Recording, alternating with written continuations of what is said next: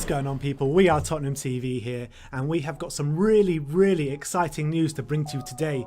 We have got some amazing prizes for you to give away over the next 4 months. And first of all, though, I want to talk to you about memberships and how you can join and what it's all about. Sim, tell us more about these memberships. So currently we have 2 tiers of membership live on the channel. We have the silver tier and we have the gold tier of memberships. What you get with the silver tier is you get shout outs, it's general support for the channel, and you get customized emojis. And for the gold tier, you get priority on our fan show, and you get entered into a prize draw at the end of every month. It will be drawn live on our last watch along on every month, and we have 3 tiers of prizes we're going to be giving away each month to all our gold members. So what can you tell us more about the prizes? I mean, these prizes are really exciting. I'm going to go from bottom to top.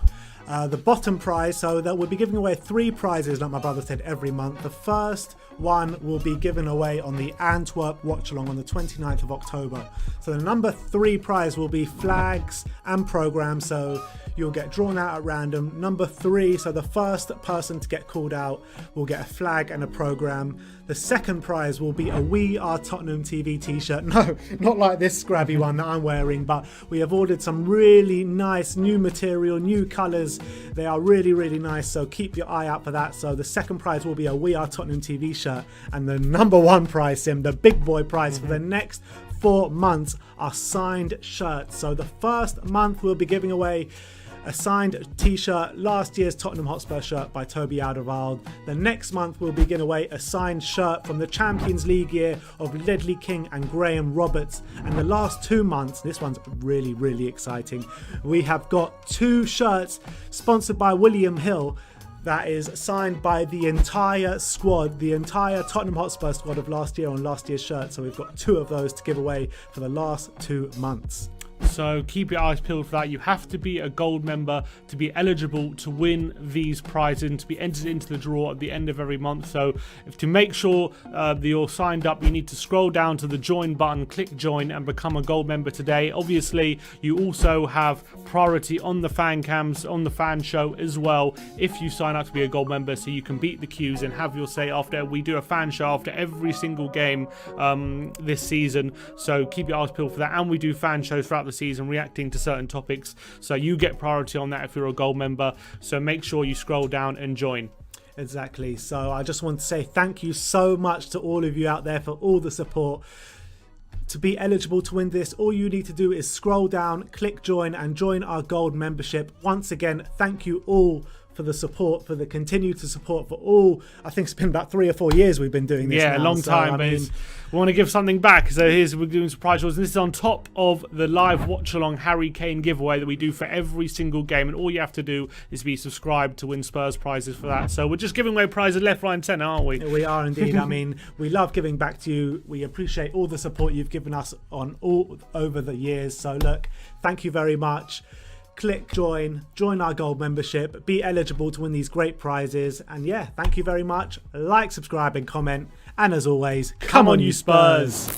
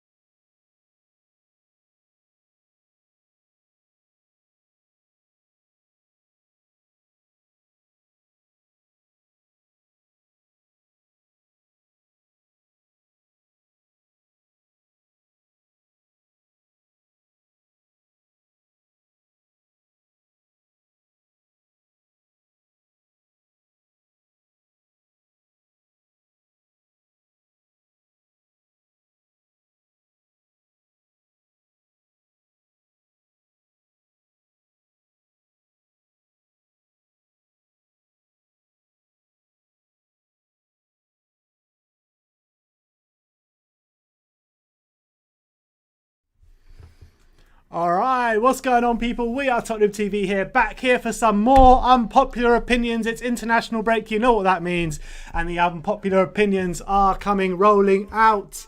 Are you feeling this, Sim, today? Yeah, unpopular excited. opinions?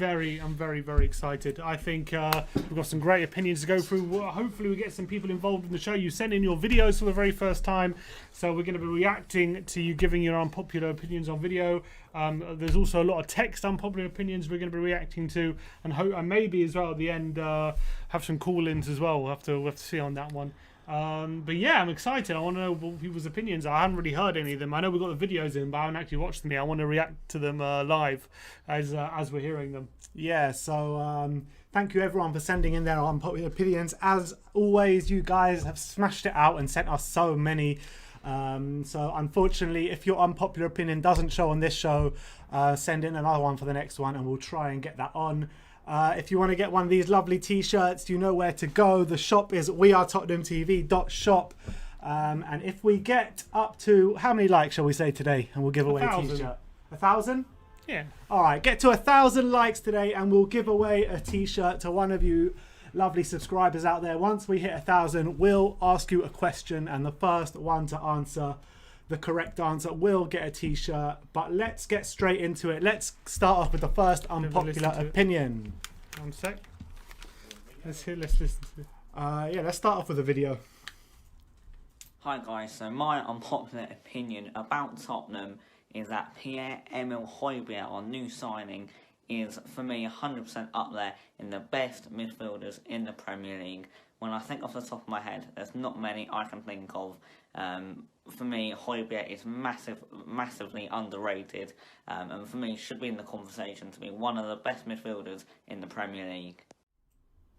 All right, so Wow. that was Jake Reback telling us that Pierre-Emile Hojbjerg is one of the best Premier League midfielders. I mean, is that unpopular right now? And right now it's not, because of the way he's performing. He's on top of his game, and in terms of form, there aren't many Premier League midfielders, especially in his position, who are playing better than him at the moment. And obviously you got, I don't know, in his position in defensive mid, who's actually playing better than him? I can't think of anyone. There's no one. You would put maybe Rodri and Kante on a par with him as centre mid, or even better than him. As in general, yeah. But with the way he's playing, I think he's been right now. On form, he is. I think he's the best CDM in the league. But when you're looking at in terms of actual quality, I would put Rodri and Kante ahead of him. Rodri and Kante, yeah, I think they've proven themselves over a longer period of time. But he is younger than them by quite a few years. Yeah. So he's still got a lot of time on his side. And this is the first time, he's playing under Mourinho, and he's really getting some world-class coaching. So I'm excited to see what Hojbjerg is going to bring for the rest of the season. Someone's put in the comments, Gaffet 1996, an unpopular opinion, Paul Merson has a bigger brain than the average human. That's very unpopular. Very unpopular opinion. That's not true at all. Absolutely false. But yeah, I think for Hojbjerg is really the way, if he carries on the way he's going, he's really developing into one of the best centre mids in the league at the moment. All right, let's bring on to the next one.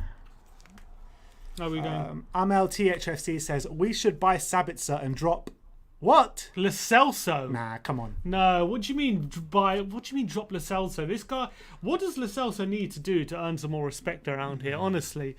Like, he has a few average games because he's getting back from injury. The guy's getting back to full fitness. Everyone's forgotten what he did at the back end of last season. He was like our our best is going to be player by far. undroppable in a few months' time. Yeah, Everyone's going to agree. see. He's going to be absolutely undroppable. This guy, he's class. He's absolutely class. But I agree with the fact saying bring in Sabitzer, but the man he should replace is Sissoko. Yeah, come on, drop Lo Celso. Lo Celso is class. Yeah. People really underestimate him. I had this whole WhatsApp conversation with a few football fans the other day, saying they all think Lo Celso's average and overrated. I'm just like, you just don't know. You haven't seen him play. You base him based on a few games you've seen he hasn't scored or something. He's so much more than goals and assists, Lo Celso. Yeah, and I've got a friend who supports Arsenal. He just doesn't stop banging on about how Danny Ceballos is on the same level as Giovanni Lo Celso. I was like, Ceballos is average. How stupid can you be? But anyway, we've got one here. Ted Craney super chat. Unpopular opinion: we should win the next We should win the next 6 Premier League games. No, we will. Oh, if we win the next 6 Premier League games, we'll win the league. If we, yeah. I agree with that. I agree with that. No, given our next 6 games, we've got such tight, tough fixtures. If we do win all those games, then we'll probably become the favourites, honestly, because we've got City and Liverpool on our next 6, and Arsenal and Chelsea.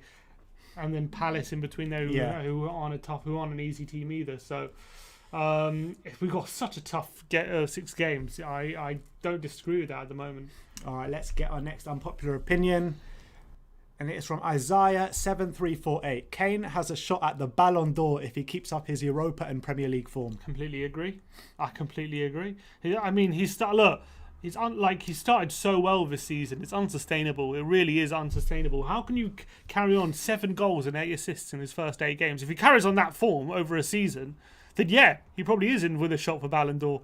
He is. He is. He's not in the Champions League. When's the last time a player not in the Champions League has even been considered for the Ballon d'Or? Doesn't matter. You're telling me if Bayern Munich win the Champions League this year and Lewandowski has another season like he did last year, he's not going to win it? If he has another season like he did, then yeah. But I'm saying if Kane, even if Kane carries on the way he is for the rest of the season, if he carries on this rate, Lewandowski won't be able to match what Kane's doing right now. Even if he wins the Champions League, he won't be able to match it because he doesn't get the assists that Kane does. But I still don't think, even if he does match it, he might deserve to win the Ballon d'Or, but he won't win it. Because I didn't say he would win it. He said he would be. He says has a shot. At the Ballon d'Or. Yeah, I agree. Maybe he can get top 3, but I think if Lewandowski does win the Champions League, he's in the conversation if Kane carries on. Yeah, conversation for sure. And that's what he means. But actually winning it, probably a bit stretched too far. He won't win it because they won't give it to someone out of the Champions League. But does he have a shot at it if he keeps the way he's going? 100%. 100%. Yeah, he has a shot at being in the running, just not a shot at winning it. Let's go on to the next one. Dan Earl 06. We need better wingers than Bergwijn and Lucas to challenge on all 4 fronts this season. We do. Son and Bell. We have better wingers. So yeah, there you go. No, he's talking about better sub wingers to play in the Europa League and to play in the cups and stuff like that. Tell me subs who we're going to sign who are going to be better than Bergwijn and Lucas. I can't think of many. No. Who is willing to sit on the bench or willing or coming into battle for a first team spot. Bergwijn and Lucas are very good players. And I know, look, Lucas could be frustrating and Bergwijn hasn't started the season so well. But we have Son and we have Bell, and those players are right now. They've got the shirts in terms of first team. But Bergwijn and Lucas are, in terms of a squad game, they're very, very good options. Very good options. And you look at the other teams in the Premier League. There aren't too many teams who have better backup options than that. We've got a few options here that we can sign for backup winger. Leon Bailey. Lionel Messi. Yeah. Okay. Lionel Messi won't track back though, so what's the point? All right. Because he'll get 40 goals, that's why. We've got an unpopular opinion here from Mabizela. I don't know if it's Mabuelo. I don't know if it's Mabuelo or not, but he says, Winks out, James Ward-Prowse in. I do rate Ward-Prowse actually quite highly, but... in the last few games, he's been insane, hasn't he? He's a good player, Ward-Prowse. He is a good player. His set pieces are phenomenal. Yeah. Would I swap him for Winks? Maybe. I'd consider it. Winks out for James Ward-Prowse. Well, how much is Ward-Prowse going to command? Probably like 40, 50 million. Do you really think that much? Yeah, because he's very important to Southampton. And it's not like... And all Premier League teams, they pretty much all have money now. So I think, in this day and age, I think that's how much he would command. Yeah, but you would say Hojbjerg was their captain and he didn't command that much. Yeah, because he had 1 year left. He had 1 year left. How many years does Ward-Prowse have left? I don't know, but if he has more than... I'm assuming 3, or at least 3, because I think he signed a contract not so long ago. And he's an England international now. He's a Southampton boy as well, so he's a boy. Is he an England international? Yeah, he is. And he's a Southampton youth product. And he's not gonna be desperate to leave anytime soon. But he hasn't. Look, he's a good player, Ward-Prowse. He still hasn't proved it. Hasn't played European football yet, Champions League. He hasn't done it in very big games. So it's still, I think, it's debatable. But I think in terms of his technique when shooting and set pieces and stuff, he's another level to Winks for sure. Yeah. All right. Let's bring on our next unpopular opinion. Video? No. This is from Gio Lo Celso, and he says Jose will win Tottenham the league and they'll be better than the Centurions of Man City and the 1999 United team. Well, I think we're overboard here. Better better than the Centurions and the 99 team? Or we have to win a treble of the Champions League, FA Cup, and Premier League. Or we need to get over 100 points. Or we need to get over 100 points. Yeah, but does that make us better than the treble winning team if we get 100 points and not win anything else? We need to get over 100 points and win the treble. Yeah, we're not in the Champions League though, so we can't. Europa League. Europa, yeah, but no. So what about if we win the quadruple?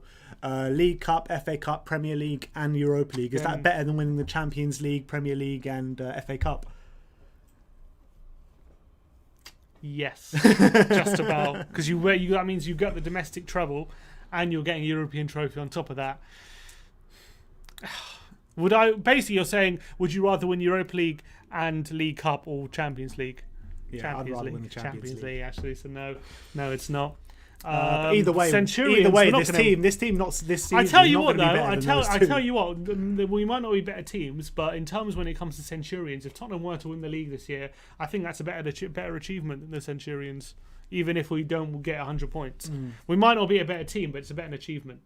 Yep. All right. Let's bring our next opinion on. This is from I'm not even going to try and pronounce that, but anyway, you can see the name. Exactly. Harry Kane might be the greatest ever English player to grace the field. Ooh. Who's best English player ever? So let's bring up some English players that are probably up there. You got Rooney, Gazza, Paul Gascoigne, Hoddle, Gary Lineker, Shearer, Alan Shearer. I mean, I think he is up there. He is up there. I mean, when it's all said and done at the end of his career, it depends. He does need to win stuff. He does need to win a few trophies. But Shearer only won one trophy in his whole career. Yeah, but do you judge a player on how much they've won? I mean, you can't judge them solely on that. Not solely, because it's a team game. So if a player's playing, for example, Eriksen's playing for Denmark. It doesn't mean he's average just because he's played for Denmark and they're an average team. He's still world class, or was world, whatever. Exactly. But it does come into it a bit when the players are at a similar level, and one player has taken his team, driven his team on to win trophies, and the other player hasn't managed to do that yet. That does come into it when it's neck and neck. So I think he does need that trophy to put himself at number one, but I think for sure he's in like the top 5 at the moment. Well, the opinion that is that he might be. So I think when it's all said and done at the end of his career, it's definitely a good chance of it. We could easily be sitting here, and he could be the best, highest ever goal scorer in the Premier League. He could be England's highest ever goal scorer. He's already got a World Cup golden boot to his name, and if he gets a league or a European trophy under his belt, then he might well be, because he is an unbelievable player. He really is an unbelievable player. At the moment, I think he's probably in the top 10 at the moment, but I think there's a good chance he'll be the best ever. All right, let's get the next video up. Let's hear it. Hey lads, my unpopular Spurs opinion is that in the 2008 League Cup final, and I hate saying this because it was a great day, but if Woodgate doesn't get that last minute winner, we wouldn't have won that game. Either Drogba gets a winner in extra time, or we lose out on penalties.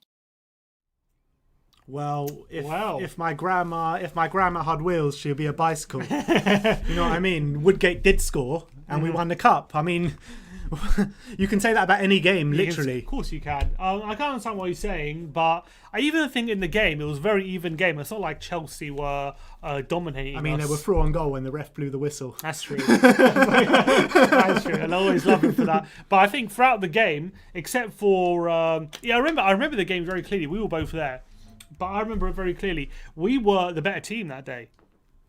There's no way to say that Chelsea definitely would have won if Woodgate hadn't scored that winner, because we were quite good on the day. I remember we started off. Chelsea took the lead against a run of play when they scored. Yeah, what a goal it was. Yeah, Drogba scoring a free kick. I remember Zakora, right? He missed that open goal. Yeah, he went storming through on goal, and that could have been 2-1 before extra time. Yeah, but it was Zakora. He was never going to score, was he? But I think in terms of I know Chelsea had a few chances in extra time, but I think on the day Tottenham did deserve it, and even if Woodgate hadn't have scored, I think there's a good chance he still might have come out on top. Maybe it's a tough one. I mean, you'll never know. You'll never know at the end of the day. But I think it's too hard to say. You can say that about literally any game. I mean, goals change games. That's the nature of the game. So what are you going to say? If Lucas Moura doesn't score that goal in the last minute, we don't go to the Champions League final. Well, of course not. So, like, whatever. You can say that about any game. But let's get on our next. But thank you, Lawrence, for that unpopular opinion. Let's get the next one on. This is from Kev Wolf 209. A fully fit Danny Rose is still the best left back at the club, and it's bad practice that he's not even on the bench. Nostalgia kicking in here. Mate, he hasn't played well since like 2017. I mean, his time is done, unfortunately. As much as he's given how many good years he's given to the club, Danny Rose. Look, it is what it is. He hasn't been performing. He's been very outspoken. Look, are you going to tell me he's better than Reguilon? No, come on, man. He's not even potentially the best left back. He's not. There's a reason Newcastle didn't want to sign him permanently. There's a reason why Milan didn't come calling back. Exactly, because he's not good enough anymore. Unfortunately, I think he's been concentrating on the wrong things ever since he got injured. He didn't focus solely on getting back to his best. Milan called yet? Milan still hasn't called. I've just heard. He's still waiting by the phone, Danny. And he goes into Daniel Levy's office every day. Milan. Look, I've got nothing against Danny Rose as a player, and I think he's he was at Tottenham for a long time, and you got to appreciate that. But it's been a long time since we saw the best of Danny Rose, and any talk of him still being the best left back at the club is purely nostalgia. Yeah, no, I completely agree with that. Unfortunately, Danny Rose's time has come and gone at the club. I mean, it's a shame because he actually wasn't at the top of his game for that long. Yeah, it's true. It was only for really 2-3 years. Yeah. He was really at the top of his game. Pretty much ever since he got that injury, he's never really been the same. He played well in patches. I remember, like, at the back end of the season, we got Champions League. He was pretty good in some games. But other than that, we've never seen him back to his best. He might not even be the best left back in the under-23s at the moment. Yeah, at the moment. Circuit might exactly. be ahead of him at the moment. You know what I mean? It is what it is with Danny. It's a shame that it's ended up like it has with him. But that's the situation. You can't play players on sentiment. You can't play players on what they used to be and what they potentially could be. You got to play them on what they're showing, what they are. And unfortunately, Danny Rose is where he is because of how he's playing. Let me just let you guys know we will be giving away a We Are Tottenham TV t-shirt, any colour and any size of your choice, if we get to 1,000 likes today. So everyone scroll down, hit that like button, and while you're there, hit that subscribe button as well. Costs you absolutely nothing and means the absolute world to us. So thank you very much. Let's get on to the next unpopular opinion. Lily White Yids, with Liverpool's injuries, Spurs now have the best squad in the league. Well, with Liverpool's Fabinho injuries out, Joe Gomez now out for a long time, Van Dijk out, Trent's out. I mean, do they have a defence left? They don't. They're really struggling. Matip is he only just came back from injury as well recently, Matip, and he's now their only fit centre back. Although that kid came in from the youth, I think it was against West Ham, and I think he was man of the match, wasn't he? He looked all right, but it's all about it was easy to have. It's not easy, but it's a big difference between having a good one-off game coming in and doing a job for the team and playing well consistently over a long period of time. Japhet Tanganga's debut was against Liverpool, and he was the best player on the park. Exactly, but he hasn't exactly been a stalwart in our back four. He hasn't hit those heights yet. Exactly, it's because it's different. There's a lot difference between being consistent and coming in. Is Thiago still out as well? Is Thiago still out as well? I think he is out, but I'm not sure if it's a long-term injury or not. I'm also Fabinho might be back soon as well. But it's like they're getting the last 2 or 3 lucks worth of injuries all roll into one season. Yeah. Do Tottenham now have the best squad in the league? No. We're up there, but I don't know. But Diaz and Laporte probably both get into our team, don't they? Yeah. And they got the wealth of talent up front. Look, we have a squad comparable with anyone, 100%. It's comparable with anyone. But is it the best? You can't say. I can't say with any confidence that Tottenham have the best squad in the league. I can't say that because there's Liverpool, even Liverpool still with their front line and their midfield and options are still very strong. They can still go out there and outscore any team. You know what I mean? But I think for sure. You close the gap between the difference in our squad and their squad with their injuries 100%, and I would be confident of getting a result if we are playing Liverpool soon. But and I think we could get a result in that game for sure. I fancy us against anyone at the moment. I really do. Yeah, I think the way we're set up and the way we're playing, even though it's not been pretty in the last few weeks, it shows something different about us, that we're able to grind out results. So, do we have the best squad in the league? It's debatable. We're in the conversation, but I'm going to say no for now. All right. I just want to remind gold and silver members today, the link is in your community section for you to call up and give us your unpopular opinion, and we'll have a chat about it. We're going to get through these, and then when someone's waiting in the back end, we'll bring them on. So gold and silver members, the link to join us is in your community section. Now let's bring on the next unpopular opinion. Logan John Jones, Pierre-Emile Hojbjerg has been signing of the season, better than Allen and Decore due to age and price. I completely agree. That's Spot common on. knowledge. Common knowledge. Spot on. Absolutely spot on. You I don't think that's unpopular either.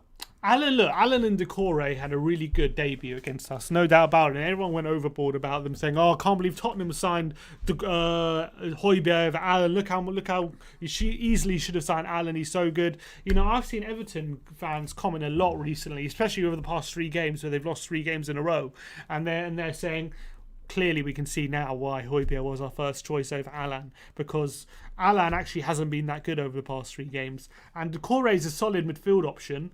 But he's not a touch on Hojbjerg. I think Hojbjerg has been absolutely fantastic since he's come into the club.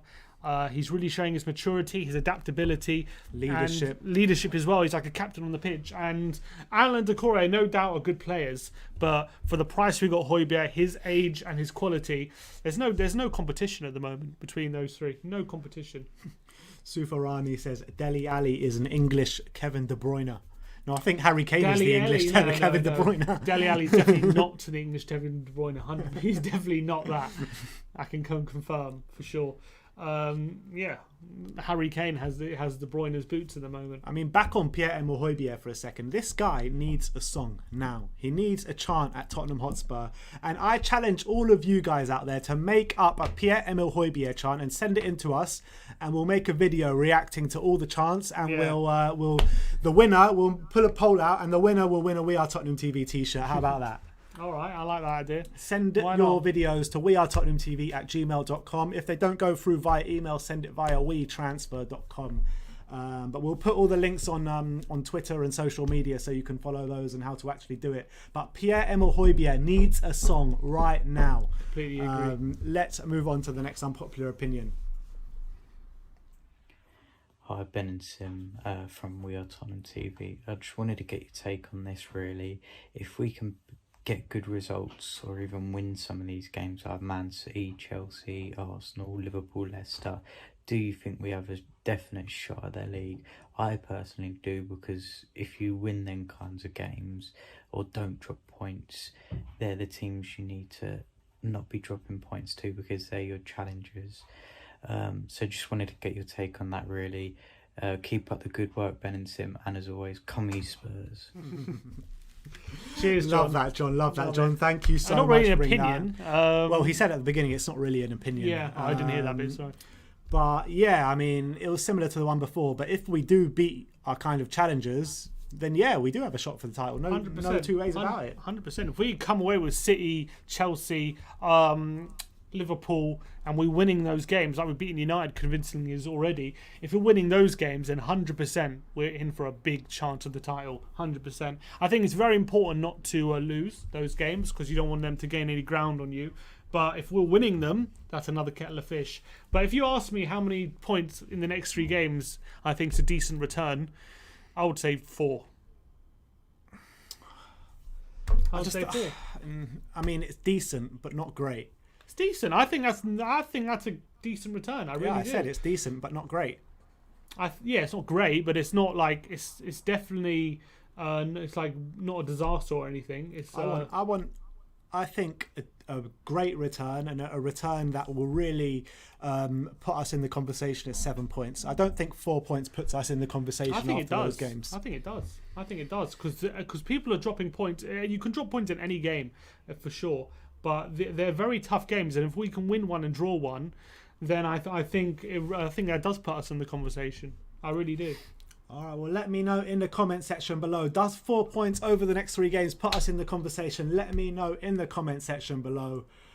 We've got a super chat here from Wolf Mauler. Here's one for you, lads. Dele Alli surprises us all with an Ndombele style comeback inspired by the special one. I mean, I would hope so. I would love that to happen, but nah. I can't see it. I mean, people in the comments responding to you saying, I would say 5, 6, 7. 5. I think 5 is a very good return. I'll be very happy with people 5. Are saying 5 to 7 points is what we need. Right. No, people are underestimating how difficult it is to get. Someone these points. says 4 points and we lose the league. I Anyway, Teddy Craney, a super chat here saying, lads, we need 9 points. We need to start to think with a winning mentality. I think we got to aim to draw our away games and win our home games. And if we win some away games against the big boys along the way, then great. I think we just need to try and avoid defeat.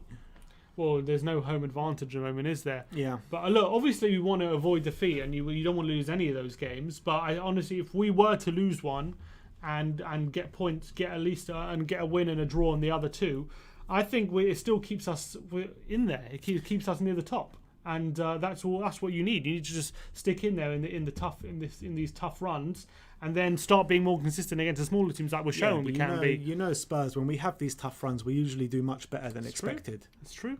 And but we're showing. That is why I don't want 4 points. I want 7 points, 6 points minimum. But I think we're coming away from that run after. If it's 4 points, I don't think it's like, oh, what a disaster. You know what I mean? No, I'm not saying it's a disaster. I say it's decent, and that's decent at tops. Yeah, but it still keeps us in the running at the top, which is what I'm saying, and that's a good thing. And then I think we're showing we can be very consistent now against these smaller teams. Mario De Silva super chat saying, opinion, Bell needs to be played behind Kane. No longer has the pace to beat a man down the wing. I think there is some merit to that. I don't know if I agree if he doesn't have the pace anymore. I think he does have the pace. He has to pick his moments when to use that pace. I think he still can play on the right hand side, but I kind of like the idea of him behind the striker. I think he is more threatening when he's in and around the penalty area and he's able to get shots off instead of always trying to cut inside and curl it into the far corner. I think if he's able to get in between the widths of the penalty area, get to use his heading more because he's very good in the air, and makes late runs in the box, and if he's shooting in and around the 25-yard area, I think he could be more lethal. So that could be a good option. Could be. That's why I'm not. I just can't wait till the guy's fully fit and we see him like. The Wales coach said he's never been fitter. Yeah, that gooner. Of course he said that. Yeah, 100%. He's never been fitter. Anyway, let's bring on our next unpopular opinion. Mercato plays. This is an opinion we can all get behind. Reguilon is the best left back in the league. Name me a better left back in the league right now. Andy Robinson. That's true. Yeah, unfortunately, this is a wrong opinion. Well, it's not. He's not too for the way he's going in the moment. He's definitely going to be up there. But you got to say Robertson is the best left back in the league. Chilwell. Someone's saying Digne. I think Reguilon actually might be better than Chilwell, but I do rate Chilwell. Chilwell started really well at Chelsea. He has. Digne is also good. It's hard to separate these left backs in the moment because Reguilon's only been here for a couple of months. Those are the best 4 left backs in the Premier League. No doubt about it. But because Reguilon hasn't been here for too long and we've seen what the other 3 are really about, I don't really think you could put Reguilon in the conversation just yet. No, but I think he might be there. If you come the end of the season, we might be talking about a player who's there. I think at the moment you can't say he's the best. Yeah, but I think then he'll be tapped up by Real Madrid. Yeah, we're not tapped up. He's got a deal. Yeah. But someone says Tierney. I think at the moment Reguilon is clear of Tierney. Did you see his stumble the other day? Come on. Tierney is not even playing left back. He plays centre back now. Anyway.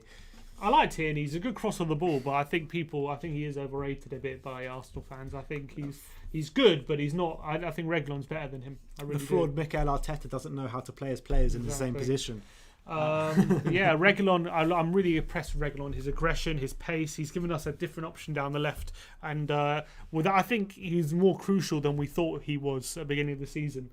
And because at the time we didn't think we were going to sign a left back, but I'm so happy we did. Me personally, he's been our second signing of the season after the great Pierre. But let's get on our next unpopular opinion. THFC Deek, Skip has the potential to reach the level of Pierre Emile Hojbjerg. Interesting. We have to see because a big part of Hojbjerg is his leadership and his tactical mind. He's his positional sense. He's very mature. Skip, obviously, Mourinho said he's a future captain. Yeah. So maybe he has that about him, but he hasn't shown it just yet. Maybe he's showing it for Norwich, but he's definitely shown he's mature beyond his years. Skip for sure. And maybe he can. It's way too early to say anything. It like is that. very early. It's way too early. But the signs are good. You must say the signs are good. good, but you need to see him do it week in, week out in the Premier League. Pierre-Emile Hojbjerg is like an established Premier League player. Skip has hardly played a Premier League game. It's true. So I mean, it's hard to say.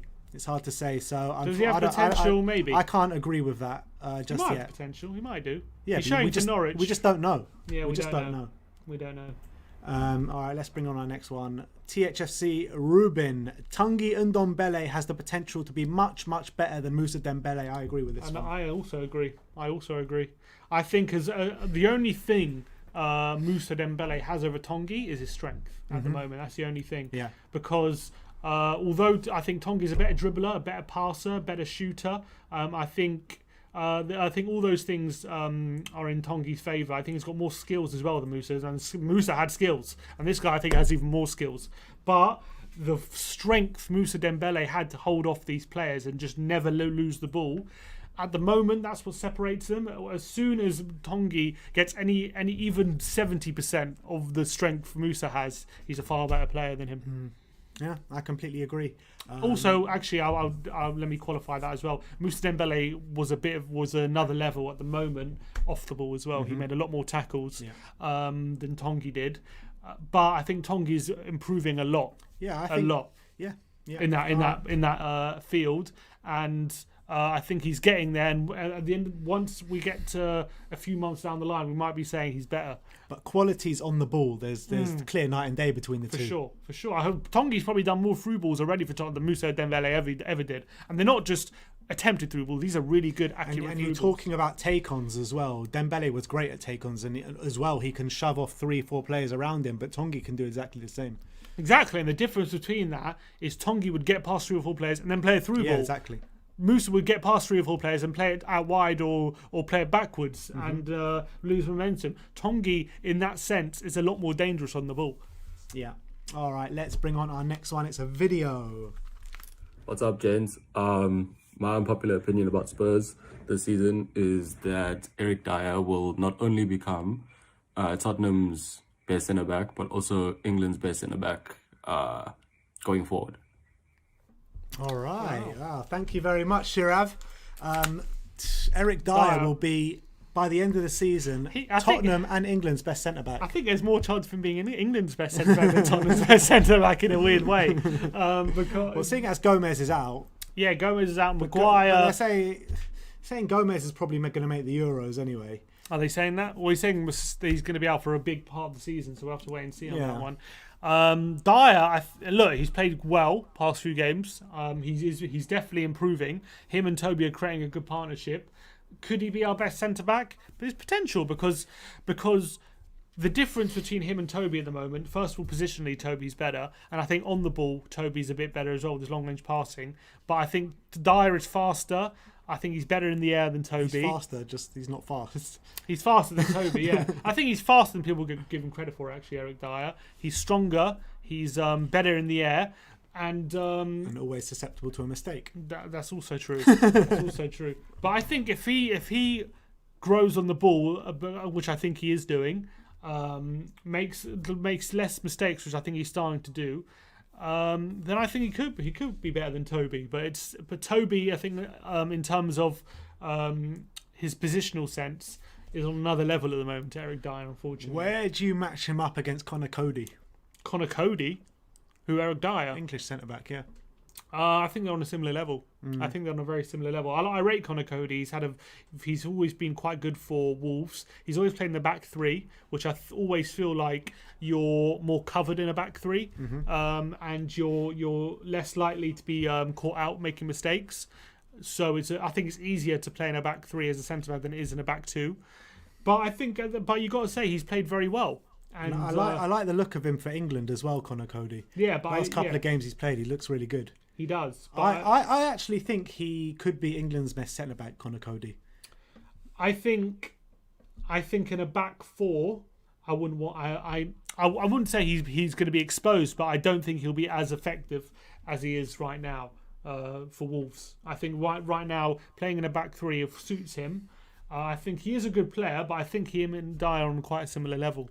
But someone alluded it to here. I think it was Pavel Bernadette. Any relation to the Southampton defender? I don't know. Bednarek. But he says if Dyer eliminates the odd mistakes, it's possible, and I completely agree with that. Yeah, I agree. That's what's holding him back.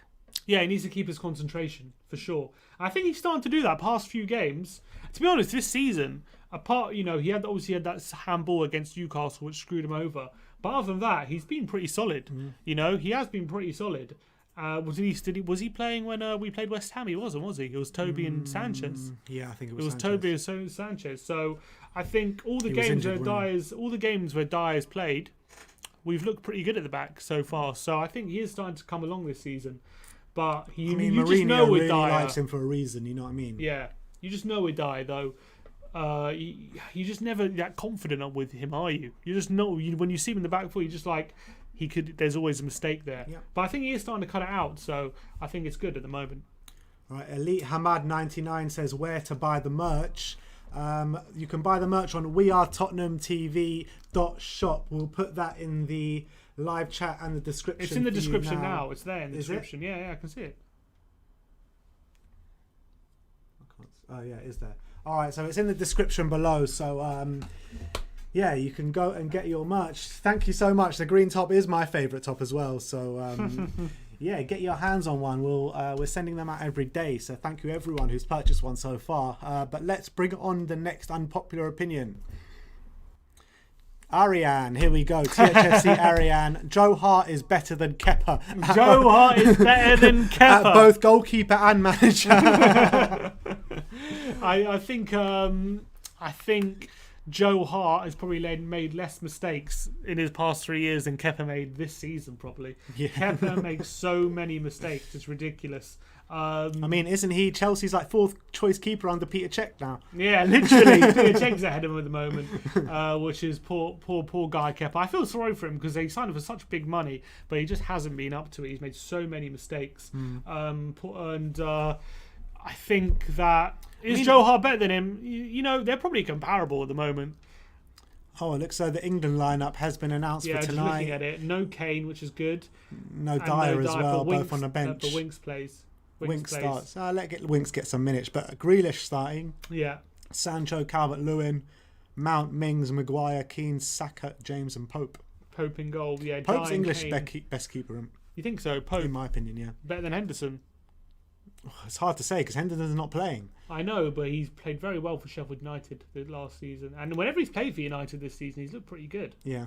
I'll probably rate Henderson right now. And it's interesting Pickford's been dropped. I mean, can you really have Henderson at number one when he's not even the number one at his club?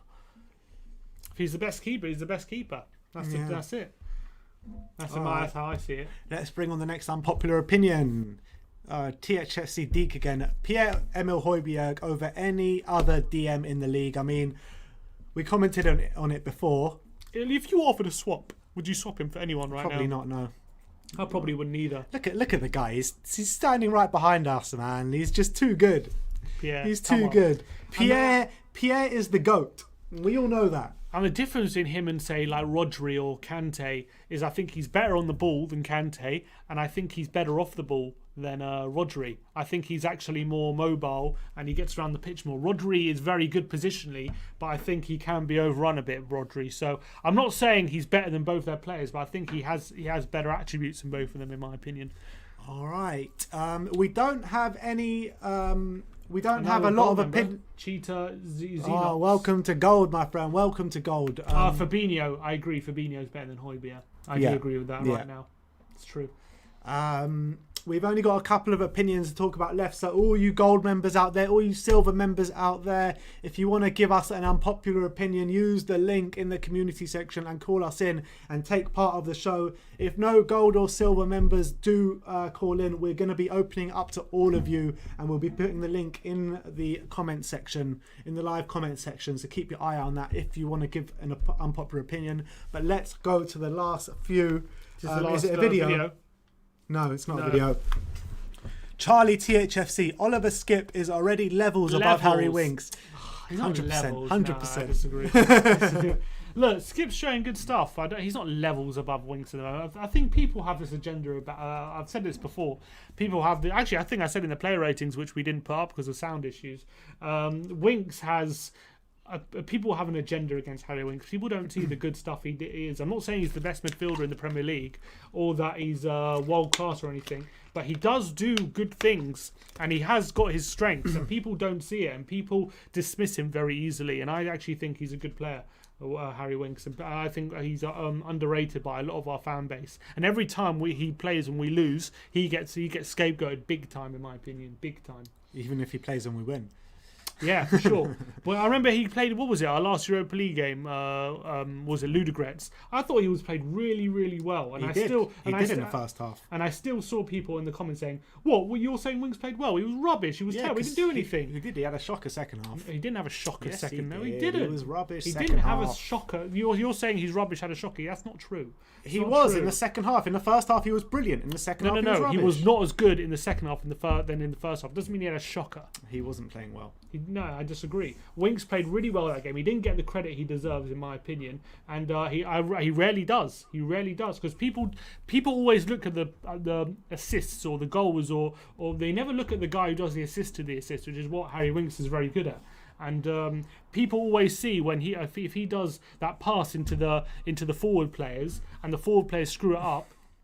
Everyone. But he was only doing that in the first half. He wasn't doing that in the second half. He wasn't doing it as much, but he was still doing it. And you're saying, oh, he had a shock, he was terrible. It's not true. He did in the second half. I thought he was brilliant in the first half, and I thought he was terrible in the second half. But anyway, football is a game of opinions. You have yours, I have mine. Yours is wrong. Yours is wrong, and we'll go on. Yours is wrong. No, yours is wrong. Yours is wrong. Always have to have the last word, Yeah, don't of you? course. You're wrong. You're All right, wrong. next opinion. You're wrong. You're wrong. My unpopular opinion is that we need to do everything we can to get Christian Eriksen back. We don't have anyone in the current squad, with possibly the exception of Harry Kane, who can put a through ball into the box with such precision and such accuracy as Christian Eriksen. Eriksen at his best will help us seal the title. Come on, you Spurs! Come on! I like that from Ian. I'm fed up of hearing about Christian Eriksen coming He ain't back to coming Spurs. I don't care, man. I don't want Eriksen back. The guy wanted to leave.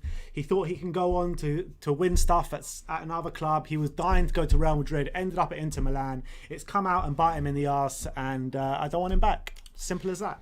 Yeah, I think, look, Eriksen, I agree with the sentiment he's saying. We don't have a player like Eric with Eriksen's vision in the squad. But Eriksen's time here has been and gone. Like, I don't think if he came back, he would have the same energy and the same enthusiasm to play for us like he did early in part of his career. I don't think he suits the way we play anymore as well, because we like to play a more counter-attacking system, and I don't think he suits that. And although he could do well against games where we're having a lot of possession, I don't see it anymore. I don't see a path for Eriksen back at Tottenham anymore. And I think he tried his hardest to leave. There's a reason for that, because he felt like he'd done his job here, and it was time for him to move on. And although it hasn't worked out for him, I feel for him that it hasn't worked out for him at Inter Milan. I do, but it is what it is. You know, he gambled, he went there, hasn't worked out, and I don't think it would be right for us to have him back. I think we have players who are better suited to our system than Eriksen, and that's it. I mean, we've got players back that have done this to us in the past. I know Gareth Bell is one of them, but that was 7 years later. It's a bit different. Robbie Keane came back after 6 months, didn't work out. Well, Defoe came back. Defoe was very good when he came back, so I guess it could work either way. But in Eriksen, I mean, I just can't see that long, moody face anymore. Seriously, if you were offered the chance to swap Dele Alli for Eriksen, would you do it? Probably. I would probably do that. Probably. I would probably do that. He's probably the only player in the squad I'll probably do that for. But would you do it for Musaka? Okay, maybe as well. Maybe Sissoko as well. But like, if you offered, say, Lo Celso and Ndombele, no, I wouldn't. And I think Lo Celso has that potential to be creating a lot more than he already is. But I think people don't see it just yet. And I think once Lo Celso grows into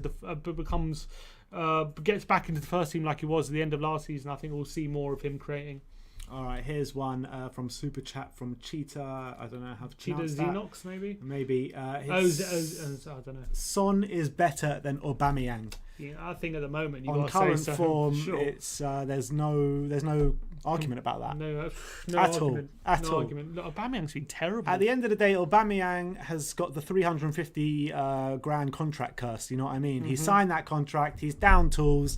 The guy is finished. He was playing for a contract, and that's it. That's all Arsenal players do nowadays. They just play for a Exactly. contract. They get the Exactly. contract, and then they down tools.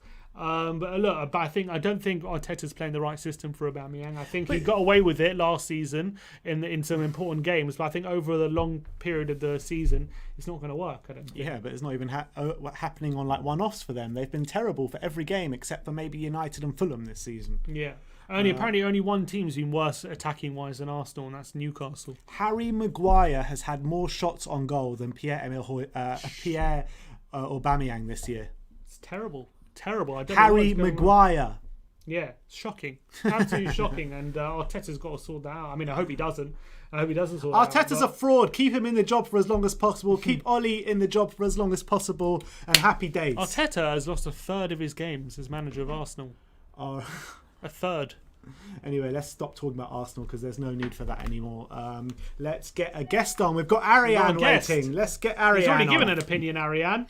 Ariane, you've given him too many opinions today. He's very opinionated. We know how opinionated Ariane Very can be. opinionated. Go on, shoot. What's your unpopular opinion, Ariane? I want to hear this. Yeah, I've got a pretty. It's not Davies related. You'll be happy to hear. Come on, I'm ready.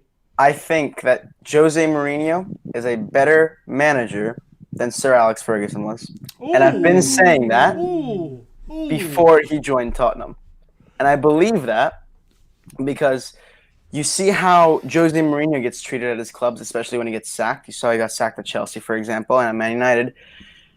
He is always chosen over the players that have something against them. However, at Manchester United, we saw Sir Alex Ferguson always get over the players. He sold David Beckham, for example. But Man United chose Pogba over Mourinho. And if you look at the stats, for example, I'm going to say, you've seen Jose Mourinho has higher trophies per year than Sir Alex Ferguson did. And that's regardless of this, they never got the same backing.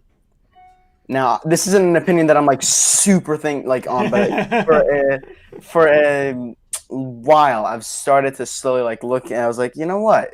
There's definitely an argument here, because if he got the same backing as Sir Alex Ferguson did, I don't think this conversation would be as outlandish as people think it is. I think that Jose is going to go down as one of the best managers to have ever managed. 100% agree. But what Sir Alex Ferguson did, Jose is yet to do that. He's yet to stay at a club more than 3-4 years, and because he can't sustain the success over a long period of time that Sir Alex Ferguson managed to do. No one in the world has managed to do what Sir Alex Ferguson did. He was one of a kind. You'll never see what Sir Alex Ferguson did. You'll never see that again.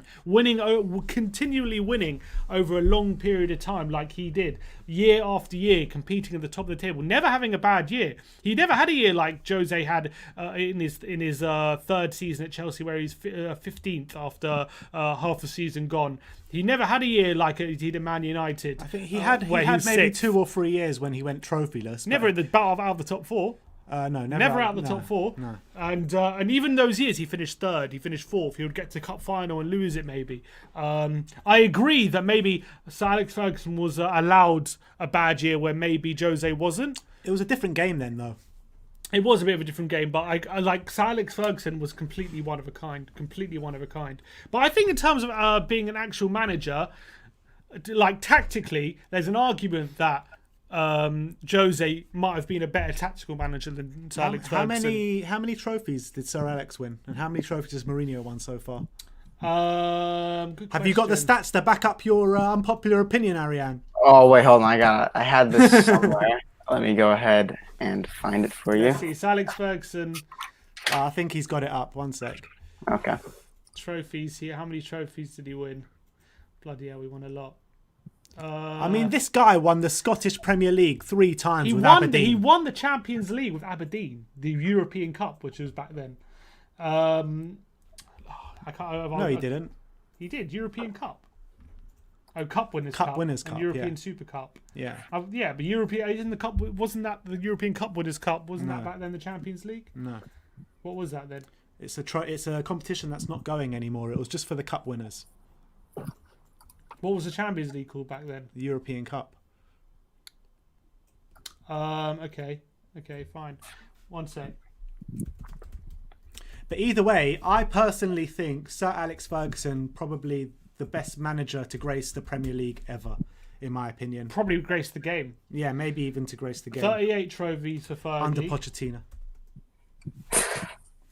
There's no he's definitely one of the best. And like I said, he easily could be the best. It's not an opinion that I'm 22 like. for Jose. 22 trophies for Jose and 38 for Alex Ferguson. I mean, come on, man. You but you got to look at it over a per longer year. period of time. Yeah, it's a longer Per period year, of time, which is Mourinho's true. had more. I mean, do you think that Jose, by the end of his career, will surpass him in trophies? If he has the same length of a career, I think that's more than possible. And I think you also mentioned, Ben, at that time there was a completely different game. Nowadays, players have much bigger egos, and it's more difficult to control. I still think Sir Alex Ferguson, if he were to somehow become 20 years younger and manage again, he wouldn't last that like 20 years. Something ridiculous. He lasted at Manchester United. He probably lasted about like 4 or 5 years, something like Pochettino did for us. But it's just much different. You're not going to be able to stay at a club for that long, and you have to think about it. He was, like you said, he was allowed a bad year. Mourinho keeps getting his players are getting chosen over him, but when you have the freedom to sell a player like David Beckham, and you can rotate your squad like that every 3-4 years. Beckham had to be sold at the time. I'm just using him because he's like the most high profile example though. And he still got sold to like Real Madrid. It wasn't like he went to the MLS at that time. My point is, and like Pogba, should have been sold at the time that Jose Mourinho got sacked. Like these players that aren't performing constantly get chosen over Jose Mourinho. And like if he had the same backing Sir Alex had, I don't think he would be. I think he could have had many more trophies than 22. He probably would have reached the 30s because if he was playing at a club like Manchester United where he finished second with a Jesse Lingard in his squad, he could have easily won the Premier League. Probably 1 or 2 times, won the Champions League. He could do that. He won the Champions League with Porto. Unlike, you said Sir Alex Ferguson won it with Aberdeen. He didn't, but Mourinho won it with Porto. So you got to look at it. This guy, he definitely has some attributes that you could definitely argue were better than Sir Alex Ferguson. And through that, you might be able to have the argument that he was a better overall manager than Sir Alex Ferguson. I mean, you are making very good points, and I'm really unsure now. The difference between a Jose bad year and a Sir Alex Ferguson bad year was that Sir Alex Ferguson bad year was third. A Mourinho bad year is like mid-table. And that's how bad it could get. Although he usually gets sacked before he's able to save the situation. But Fergie never got that bad with Fergie. He never really lost the dressing room like Jose has shown he's capable of. And you say it's a different game now, but Mourinho started like a while ago in 2002, 2003 with Porto. And even before that, and it wasn't that a different game, and it was still happening back then. And not only, and the impressive thing for Fergie, he was winning, and then Jose came in and implemented his style in the Premier League with Chelsea, won back-to-back league titles, and then Sir Alex Ferguson came back and won 3 titles in a row after that. 3. So even after 2 years of not winning, you'd think maybe United might be thinking to change manager, or maybe Fergie's outdated or whatever, because this young guy Mourinho's coming in and winning back-to-back titles. He came back and won 3 in a row. And you also got to look at it like that treble-winning side was predominantly built of homegrown players from Manchester as well, where he's brought through from the academy. I mean, tell me when Jose Mourinho could do something like that. The academy players, I don't think he could do it the same way Sir Alex Ferguson does, but I don't think, I think it's a massive myth that he doesn't use young players. We've seen it already at Tottenham. I agree with you that. Yeah. But we haven't seen whether Mourinho is capable of getting a team to winning and then restructuring that team to get it to win again, like Fergie has. Fergie did that 5 times or something with United. I know you could argue he hasn't had the chance, but has he deserved the chance? Maybe. You could argue he probably had. I think it's Chelsea in his first stint. I mean, the last Premier League title Sir Alex Ferguson won was absolutely amazing. Unbelievable. Their squad was rubbish at that time. I don't know how he won the league with that squad. It was unbelievable. But you could argue that Chelsea, when he won when he won the league the second time with Chelsea, that was also pretty impressive, Mourinho, because next season they were awful as well. We'll be saying at the end of this season, well, how did he win the squad? How did he win the league with Tottenham? I tell you what, if he wins the league with Spurs, you might have a much better argument. I just came in here kind of to start the conversation because I think there's an argument to be made more than that it's like a fact and it's a statement. I just came in. I started a little bit extreme just to get you guys talking, but you know, I think Fergie's one of a kind. I think let's put it to the comments. We'll see who wins it. Who do you think is a better manager, Jose Mourinho or Sir Alex Ferguson? And whoever gets the most comments will win. I mean, I personally are still saying Sir Alex Ferguson. What do you say? Yeah, I have to say Fergie, unfortunately. And obviously Ariane's going Jose Mourinho. Wow, Jose, it's all neck and neck. It looks like Fergie now. Yeah. Someone says Alex. They're all saying Alex. Yeah, it looks like Fergie. Someone said Tony Pulis, so have to be him. But there you go. Yeah, I can't argue against that. All right. Ariane, thank you so much, mate. All right, thank you guys. Nice one, Ariane. Cheers for your opinion, man. Let's bring on our next guest, Focus. Focus? With a PH. Okay. How are you doing, my friend? Yeah, I'm doing great. I'm calling from Ghana. Ghana, oh, really? amazing. Love that. Love that support. Cheers. Thank you for calling in. I want to know what your unpopular opinion is. And congratulations to you for being featured on CNN. That's great. BBC. Oh, thank you. Yeah. Thank you. Yeah, BBC. And apparently, our president is a Spurs supporter. Oh, really? So why did he let Thomas Partey join Arsenal? He should have been in his ear. Come on. It should never have happened. Spurs. I think Spurs didn't make any effort of signing him. Could have helped, though. Didn't the manager of Ghana say he didn't want Partey to join Arsenal? Am I right in saying he did say that, didn't he? Something like that. My unpopular opinion is Spurs has a higher chance of winning the title among the top 6. Probably with the exception of maybe Liverpool a little bit. More than City? Yeah. Why? Why do you think we're more likely to win the league than City? If you look at how City have started the Premier League, the inconsistency is obvious. So looking at what we are doing, though sometimes we don't win in the fashion way people want Mourinho or Tottenham to win the matches. But to be at the top, you have to do some similar things of that sort. Because if you are not playing well and you are still winning, that means on your bad day, you still win. I have a feeling that Pep might be burning out this year with City. Could be. I thought he was starting to burn out last season. Yeah, he did, and I'm saying he's carrying on this season. And I know they got their sorted their defence out with Diaz. I think he's a good signing. Laporte. I just feel like the way they're playing, in terms of it's very intense the way City play, and it's always likely to just come to a natural end, a bit like Klopp at Dortmund. And even Pep at Bayern, Poch at Spurs, that very intense way of playing could always lead to a burnout because you kind of need so much mental and physical energy. You always need that rebuild, and they haven't had that just yet. Exactly, and with Jose, we're coming fresh ideas, a fresh way of playing. So you might be right. You might be right, Focus. And looking at how things are going, you see, they are more or less playing in Mourinho's kind of football, the mentality to win, even irrespective of how you play. And looking at City now, they are playing like when Pep came to City at first. They were shambles. They were being beaten by Everton, I think 4-0. Yep. Something of that nature, yeah. And look at Pep's demeanor.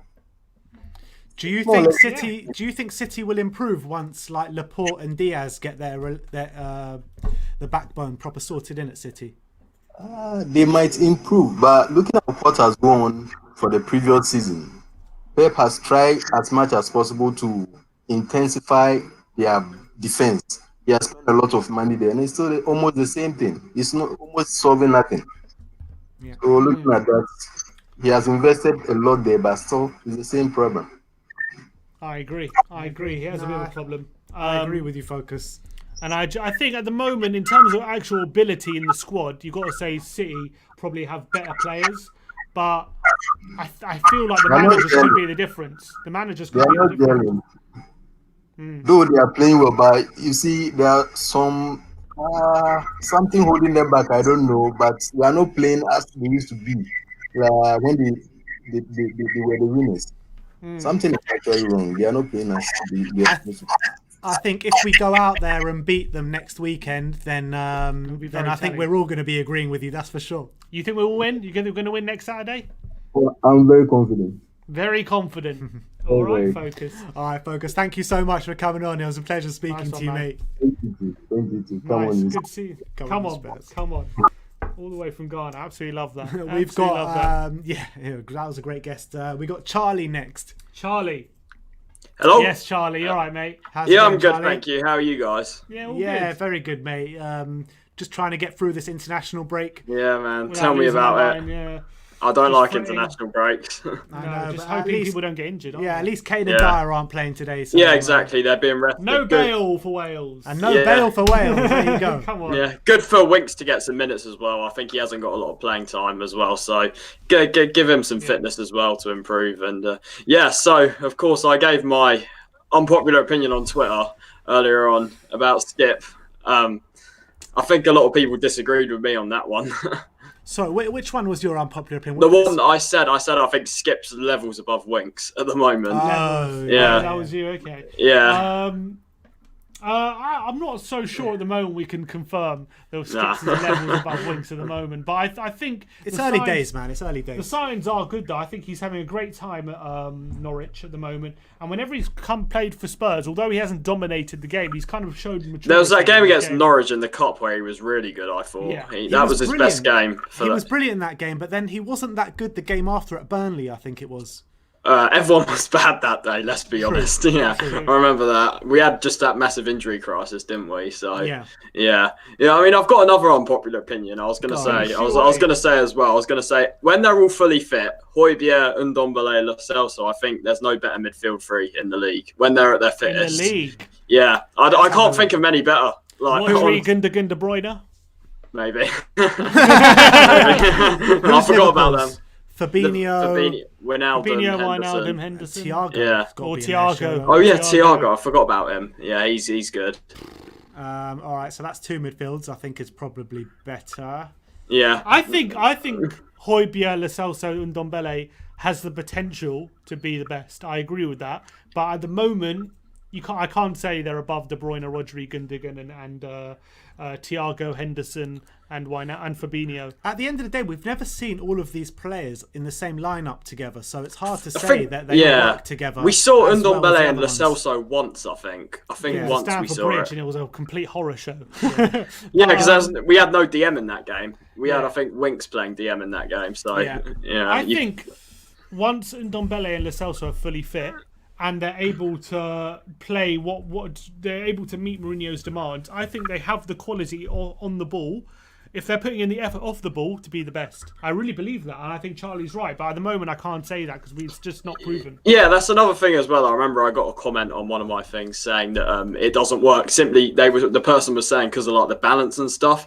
And I said that I think if you get them fit, if they're willing to do the work off the ball, then I think it has all the potential to work. I really do. Just you have to get their work rate right, and I know that's been a question mark with Ndombele over the last year or so. But I think in the recent games, one massive part of his reassurance, I can't speak today, has been just his work rate's been a lot better. I've noticed he's pressing a lot, he's tracking back more, and I think when Lo Celso gets fit, it's something I'm really looking forward to seeing, that's for sure. Yeah, me as well, mate. Yeah, me as well. I think technically you got to say Ndombele and Lo Celso might be the best two midfielders that are going to be in the same team, kind of thing. Oh yeah, yeah. And with Hojbjerg sitting in behind them, it really could be. But I just, we just need to see how it all works together. I think it.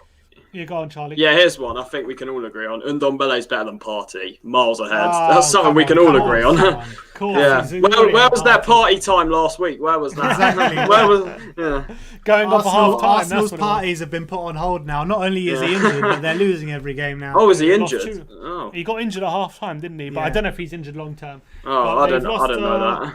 They've lost 2 out of 3 games he started. Look, I actually think he's been quite good when he's been on the bench. I don't think it's his fault, but I think Partey, I think they're expecting too much from him. They're expecting him to be a creator, a defensive mid, everything. They put him with El Neni and think it's going to work like Nah. No. You need a partner who's a proper partner. I think Partey is a good player, but I think Ndombele has a higher ceiling than Partey. Yeah. He's 27 as well. Ndombele is a lot younger. Ndombele as well, a lot younger. So more potential there, 100%. Yeah. He's a lot better on the ball, Ndombele, than Partey.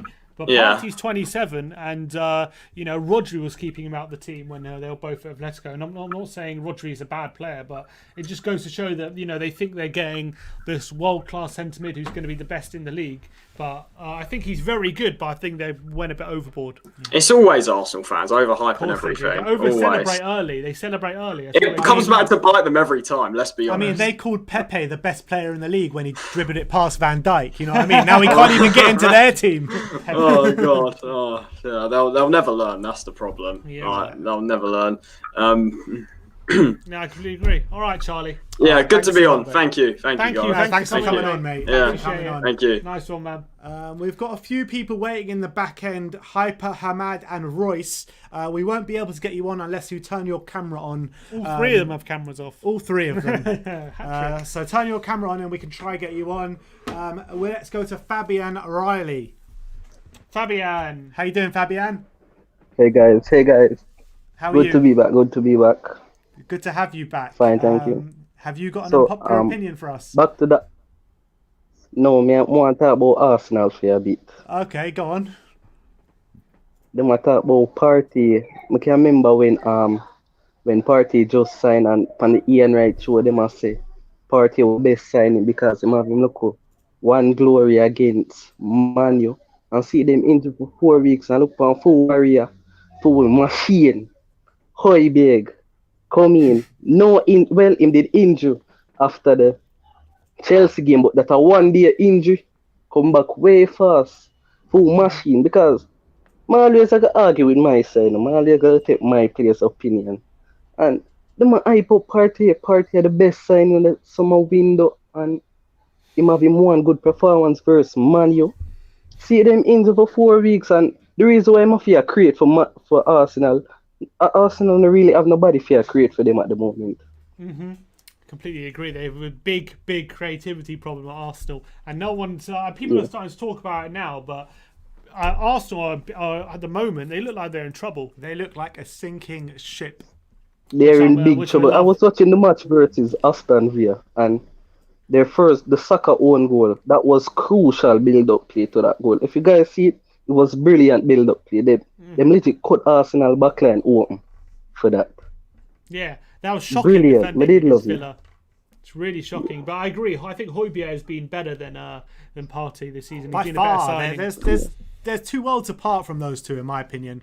I think you can't put Hojbjerg and Partey even in the same breath the way Hojbjerg is playing at the moment. Partey's played 3 games and lost 2 at the end of the day. So come on, move aside Partey and move aside Arsenal. That is it. Yeah, he is out the way. And Gabriel. Not gonna lie, Gabriel was a brilliant signing to their backline, but me give him two of the goals against Villa were his fault though. Yeah. Yeah, Gabriel, exactly. I think Arsenal. Everyone thought they had a very good window and everything. I remember at the beginning of the season, I couldn't believe it. At the beginning of the season, Arsenal were favourites over Spurs to get top 4, and I couldn't believe. Yeah, I was seeing that as well. And we were finishing outside the top 6, and Arsenal were like 5th or 4th. Yeah, I couldn't believe what I was seeing. People really didn't rate the work we were doing in the window, but at least now people get to see. I think that at the moment we're definitely a stronger outfit at least than Arsenal, and I think that over the season it'll prove to be that as well. Yeah, 100%. Yeah, because we signed some unknown players like Hojbjerg and them people. So yeah, I completely agree. All right, man. All right, Fabian. Thank you so much for coming on again. Good to speak to you, mate. Oh, is he gone? All right. Nice to speak to you, Fabian. Yeah, very good call. Let's bring on Hyper next. Hype. He's gone. Oh, he's gone. Oh, all right. He's gone apparently. Have we got someone else? Try Royce. See, ask Royce is there. Royce, are you there? Rolls Royce. Royce. Oh, you got to know what audio, mate. Hey. Oh, no, you do have yes, audio. Royce. You got audio. We can hear you. How you doing, mate? Okay, I'm pretty good. How are you? Yeah, nice. good. Thanks. Where are you calling from? United States, Colorado. Colorado, very nice. nice. Very nice. Go on, what's I've your... got the same jumper So- as that. Do Great you? jumper. Yeah, I actually saw you wear it one time, so I decided to get one. No way, Ben. Yeah. He's saying fashion trends. Is that what you're saying? In America. I guess so. Is the Um, whole school got them on now? I hope so. One of my friends is actually a Chelsea fan, so Ooh. yeah, we kind of I kind of have to like tell him he needs to chill with all the Tottenham banter. So, but yeah, my popular opinion though, I think it's like a really unpopular opinion, but I think if Delhi doesn't start performing the way he should be, we should swap him for Dybala. That's my unpopular opinion. Yeah. I mean, do you reckon Juve would do something like that? I mean, it's possible. I mean, Dybala hasn't been in like great form with Juve. I don't think he's been kind of iffy recently. So I wouldn't be shocked if we do, if they do end up wanting to sell him. I think Real Madrid is probably in the lead for that though. So yeah, I think we should try and like go after him. I'm not sure if we could like afford the wages or anything because we still have like Bale, Kane, Son, all of them on wages. So I think we should go after them. Is it possible? Maybe. Is it probable? Probably not. Well, I'm just hearing from Screwing the Tuna that Dybala is still having a medical at Tottenham. He's still there having a medical. Not quite. Yeah, he's still in the works. But look, I would swap Dybala for Delhi in a second. That would be a no-brainer. That deal. I can't see it. I can't see it. Because I think, even though at the moment, aren't they playing like Morata ahead of him? And he's actually doing quite well, Morata, to be fair to him. But I can't see Juve sanctioning that kind of deal. For maybe if we give a lot of money on top of Delhi, maybe they would agree to it. But I think Delhi, it's not. I don't think at the moment. I don't think it's just that he's not playing well, which he isn't. I just think the way he's playing isn't suited to the way we want to play at the moment. But he is also not playing well as well. But he's also not playing well, which isn't helping. But I feel like the way he plays, where he loses possession very easily. He only relies on moments in a game instead of being a consistent performer on the ball. But he was having those moments when Jose first came in. He was, but that's the problem when those moments dry up. Like, for example, like he said with Harry Kane, right? If Kane's not scoring, he's assisting, he's tracking back, he's making tackles, he's doing this. If Delhi's not scoring or assisting, zero. That's exactly what Mourinho was saying. And that's not good enough for us at the moment. And so Delhi, and look, if his Instagram is anything to go by, maybe he's trying to get back to his best. But at the moment, it's not good enough from Delhi. Yeah, I definitely agree. All right, but I'll definitely take Dybala over I'll Delhi, take that's Dybala for sure. I'll take that. All right, thanks a lot for coming on, my friend. Nice one, bro. Appreciate it, guys. Nice one. Cheers for coming on. We got a couple of new members. We got WeAreTottenhamTV and we've got Koopsin Asker. He's welcome to go. I probably did. Sorry about that. But thank you for joining and welcome to Gold. But yeah, do we have anyone else on? Yes, let's go to Hyper. Hyper's here. Hyper is back.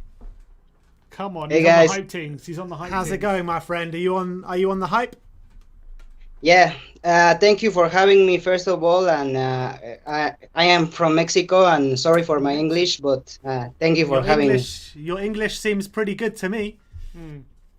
Thank you, guys. Well, my unpopular opinion is that Pierre-Emile Hojbjerg is the best signing of all the London teams. The Chelsea, Crystal Palace, Fulham. Pierre-Emile Hojbjerg for me is the best signing of all the London teams. That's my opinion. All the London teams. So better than Werner, better than Havertz, better than Chilwell. Yeah. Thiago Silva. Yeah. Yes. Do you agree? And go on. I agree. I completely agree. Oh, go on. Thank you. The thing for me is that a lot of fans don't see the work that a player like Pierre-Emile Hojbjerg does. I like a lot of fans that rate Silva because Silva is a defensive player that not a lot of people see what he does, but all the fans go for the players like Werner, like Kai Havertz, which has a which they have a lot of PR and they have a lot of like sauce, like they want to call it. But we ignore the players like Pierre Emile, Hojbjerg, and Thiago Silva, which are plays which we don't see them a lot, but we have to appreciate it because I think that's football. Yeah, I completely agree with you. I actually think Pierre-Emile Hojbjerg is signing of the season in the whole Premier League, in my opinion.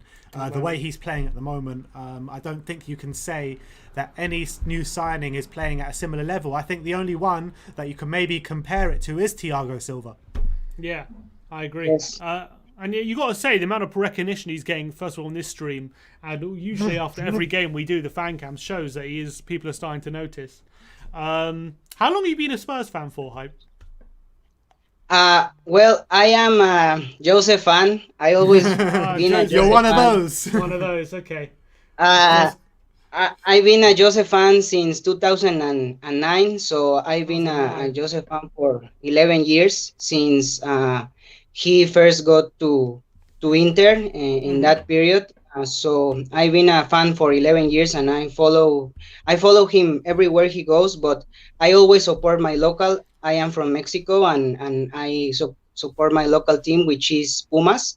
But I always follow Jose wherever he goes, and now he's with a team where he can build new things, where he has a new project, and I am very, very excited and very happy for Jose.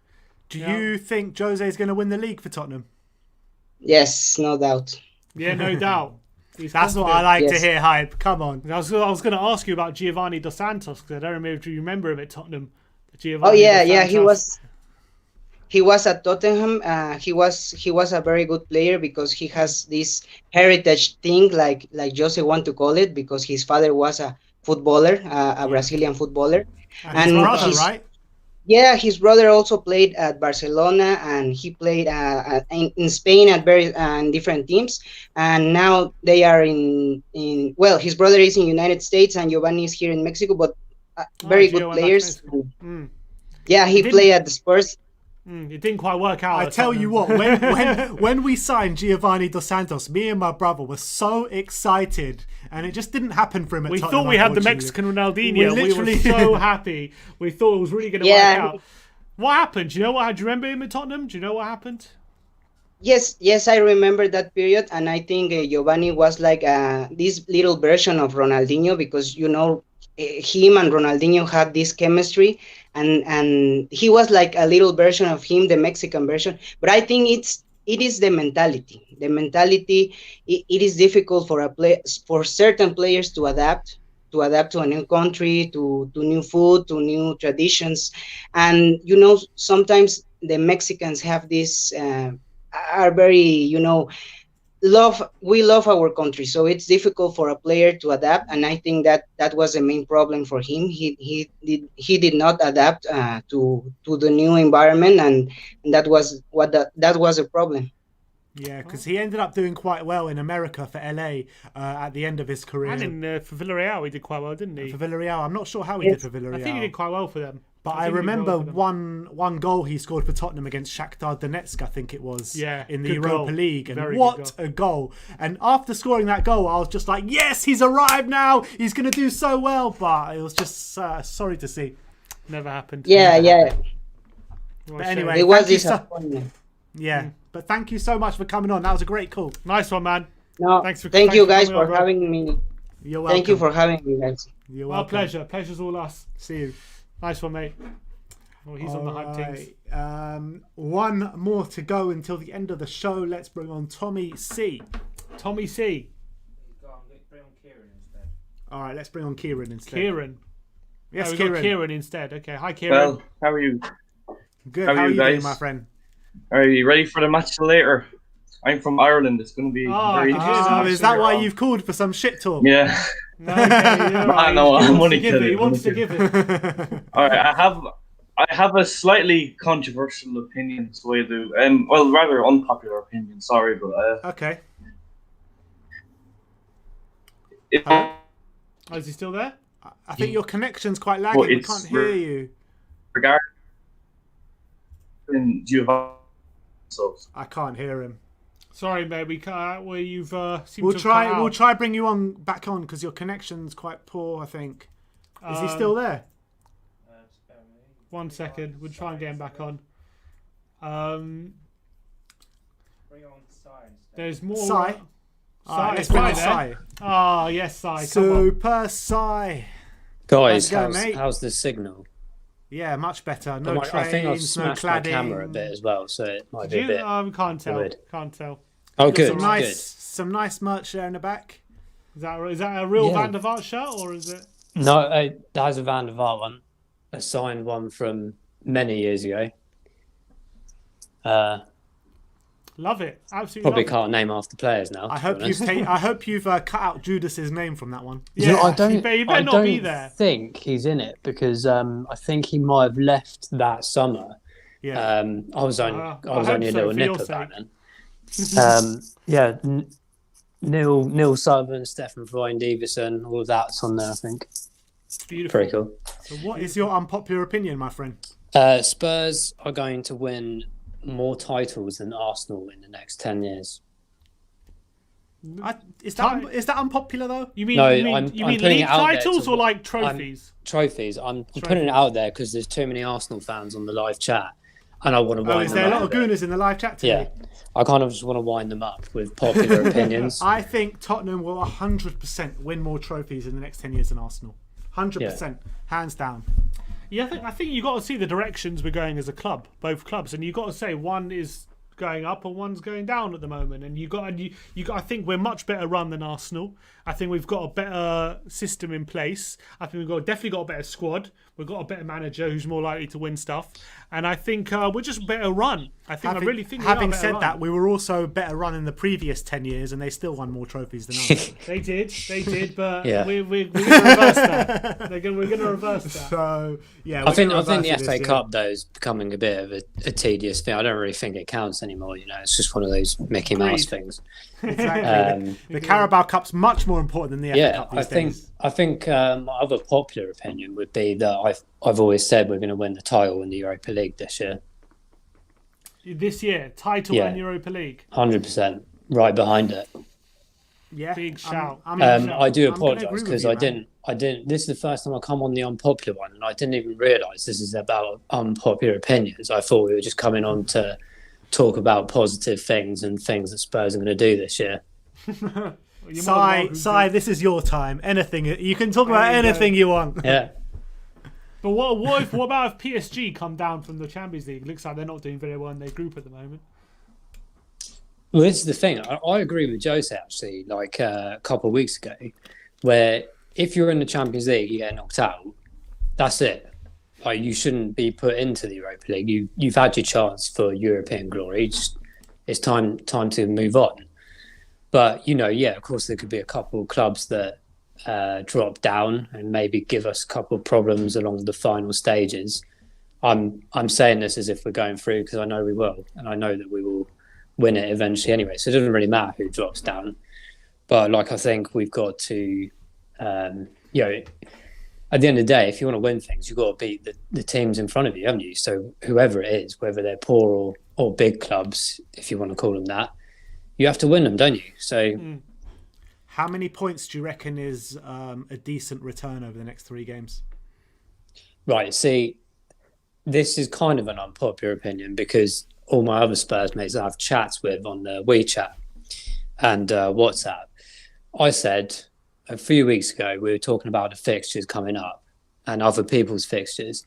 I said, guys, I don't even know why we're talking about this because we got 9 points in the bag already. So for me, it's 9. I'm telling you, with all the things that are going on with the other clubs, City kind of not really doing much at the moment, Liverpool with their injuries, this is the perfect time. The only question I have is possibly Chelsea, because I think they might have a bit of a gripe with us from the League Cup, a month or so ago. Good. But yeah, absolutely. But I think in general, I think we have better team than most of those teams around us now. Albeit Liverpool, yes, on paper could be better if they were not injured, but we've got to take this chance. This reminds me of the Leicester season when we nearly won it and should have won it, because the other teams were in transition and not knowing really what they were doing.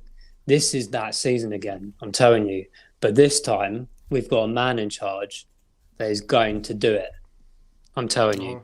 I want to ask you, Si, in the past 3 weeks, we played Burnley, Brighton, West Brom, narrow wins in all three. Haven't played particularly well, but what we have done is defended pretty well in all those 3 games. When you see those games, does that encourage you more that we're more ready for a title challenge than compared to some seasons where we've blown some teams away and then lost drop points in other games like that? Yeah, 100%.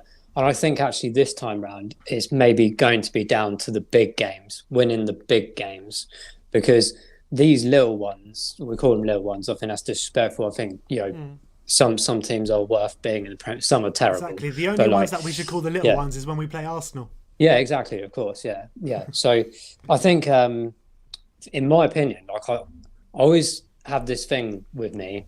In my heart, I will tell you we're going to win 6-1, but my head comes in and goes, Simon, stop being stupid. We're going to win like 1-0 and it's going to be really tight. And I think the games you just pulled out there are exactly the type of games that you need to win and get points from to win titles.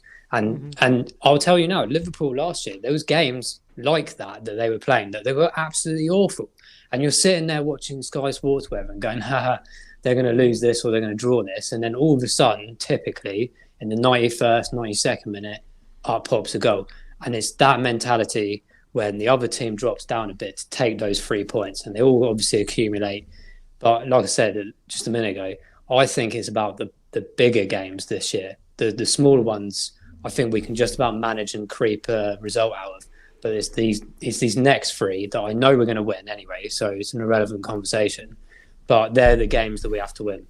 And what? Yeah. I was going to say that is exactly what champions do. And when you look at the great Man United sides under Sir Alex Ferguson, they did it time and time again. The Liverpool last year did it time and time again. I think the only team that I can look at that didn't kind of do that time and time again was Pep's Man City team that won the league twice. They just brushed everyone aside, didn't they? Yeah, but even them, like I remember one game against like Huddersfield away, they had to take a 90th minute goal. They didn't play particularly well. Like I remember they went for a big period actually getting late goals. I remember earlier in the season and got a lot of points.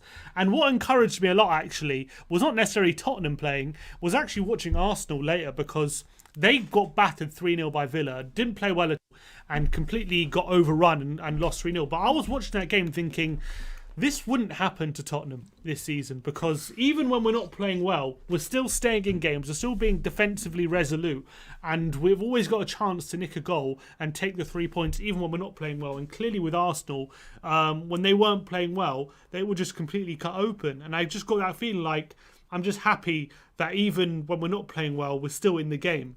And that was encouraging me, watching them get battered. But that was nice. I think our defence as well. I think our defence is getting stronger and stronger every game. Agreed. We can see with the clean sheets and the fact that we're winning away games, which we, prior to maybe towards the last end of last year. Yeah, exactly. So originally we were talking about last January or something being the last time that we won a game away, and now all of a sudden, it's now our home form that we need to improve just a tad.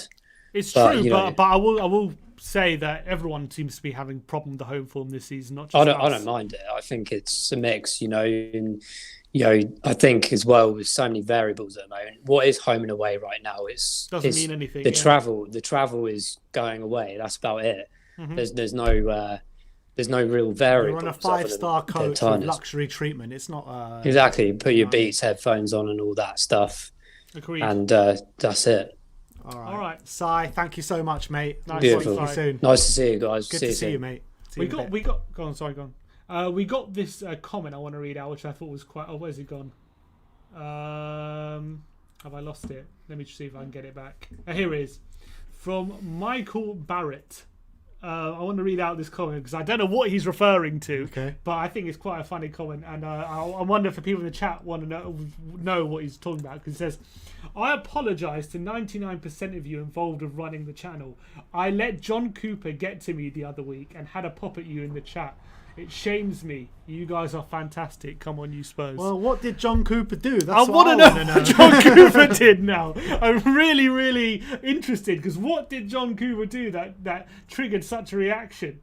Michael Barrett, let us know in the comment section. Come on to the chat. I want to know. Explain or yourself. You can message us on social media as well. Just let us know what happened with John Cooper. And what made you snap so much? I'd love to know because John Cooper says a lot of stuff, and I'd just love to know what was said. All right, let's bring our last and final guest on, Tommy C. Tommy. Yes, boys. Tommy. How's it going, my can friend? you hear me? Yes. We can hear you. Come on. We can hear you loud and clear, my friend. Good. How you guys doing? We're good. How are you? Good. All right, so my unpopular opinion is that we have 2 years to win the league, or else we're never doing it. Yeah. Never ever. Well, not in our lifetime, I should say. Not in our lifetime. I think that we have 2 years, and if it doesn't happen in 2 years, two things are going to happen. Jose's getting sacked, and Harry's leaving, unfortunately. To be honest, I said the same thing when we didn't win the league in the Leicester season. I said if we don't win the league in the next 2 years under Pochettino, we're never going to win it. I mean, I think that a new manager, a new team will always come around. Daniel Levy always got the best interests of the club at heart, in my opinion. So I think that opportunities will arise again. That's an unpopular opinion. Opportunities will arise, but Daniel Levy. I know. Yeah. Daniel Levy has proved over the last couple of years that he does have the best interests of the club at heart. Do you agree with that?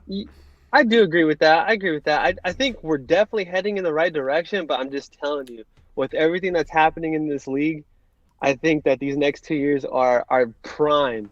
And if we can't do it, I hate being negative. Because, but I just don't know. I don't know. I disagree actually because I think the way the club is set up now, the new stadium, with the profile of the club, I think everything is in place. Yeah, we've got such. I think we're so attractive now compared to how attractive we were 10 years ago. I think any good world class manager would jump at the chance to come manage Tottenham, especially even in a few years' time when hopefully fans will be back in the stadium and everything. We're going to be rolling. We're going to have a lot of money. We're going to be paying off the stadium. We're going to have a transfer budget to spend. We're not going to be limited to these transfers like we've always been. And I think we become a very attractive proposition for good managers. So even after Jose leaves, people will be jumping the chance to come to us. Yeah. So not just managers but players as well. I think we can attract players and managers as well. Because of the profile of the club. So I actually disagree. Okay. Well, maybe. I mean, I think in these next 2 years, if we don't win anything, I think Jose's gone for sure. Probably right. You're probably right. Probably right. But yeah, you never know. Well, I mean, I do feel like we're building something where even if he does win stuff, he's probably gone. Yeah, you're probably right there. Because he usually goes on at some point. One more thing before I leave. Harry Winks, on our Europa League game, the second half. Oh my goodness! Don't even get me started. I can't disagree with. He didn't play that bad. He played terrible in the second half. Exactly. Thank you. Thank you. But that's it, boys. That's all I wanted to say. All right. Thanks for coming on, mate. Cheers. We actually have a couple more left. Yeah, a couple more now. There's 2 more left. This is the last 2 of the show today. Let's bring on Nico. Hello, Nico. Hi, Nico. Oh, you're on mute, I think. Yeah, you're on mute. All right, we're going to go to Derek and we're going to come back to you, Nico. Hi, Derek. How's it going, my friend? Good, man. How are you? Yeah, very good. Where are you thank calling from? I'm calling from Canada, man. Canada. Love that. Love that. And what's your unpopular opinion, my friend? Okay, I have 2. The first one is this. By Easter next year, Levy will negotiate Jose Mourinho contract extension. But he will reject it. Jose Mourinho will say no, but he will start the negotiation. You think He'll say no. Why would he say no? He loves a new contract, Jose. Jose Mourinho will say no because he does not like to stay too long at one club. If you look at his story, yeah, a 3-year contract with Spurs right now. Levy would like to do the extension by Easter next year, but he will try to reject it. But at the end, he will accept 1-year extension.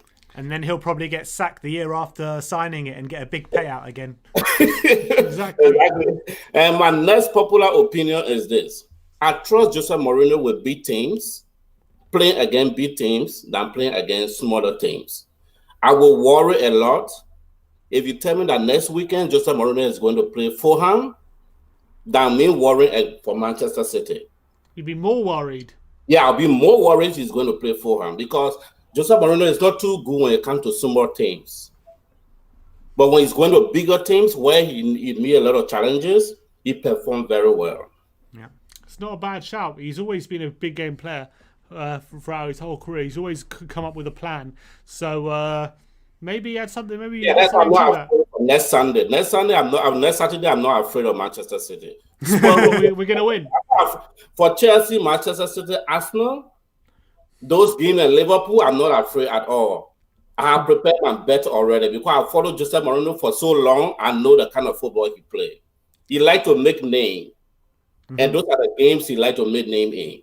It's true. But talking about the contract, by the way, it's important to note he signed a contract in his second season at United. He did sign one. So maybe he does like to sign contracts. I mean, he seems to get a big payout at every club he goes to. Gets sacked about a year or two after signing every contract. Not every contract, but his last contract at each club. I think he's right there. I think Levy will offer him a new contract if he carries on. Yeah, because by Easter next year, Levy look at the table spread is at 10 or 2nd. Okay, so what am I waiting for? I have to extend this guy contract. And he loves Mourinho, Levy. He's obsessed with Mourinho. He's obsessed, yeah. It's going to take a lot for Mourinho for Levy to sack him. But we'll see. If Mourinho wants to go, Levy will just start offering everything. I'll buy you a house. I'll buy you anything you want. Just stay. But no, that's perfect. Thank you so much for coming on, my friend. Nice one, Derek. Thank you. Good to speak to you, man. Thank you. Thanks for coming on. Let's go on to our final guest. Is Nico back? Is he back? Nico? Hi. You're still on mute, mate. You're still on mute. We can't hear you. Sorry, man. No, what is he? There should be something on your screen that says mute or a mute button or something like that. Is there nothing? Nah.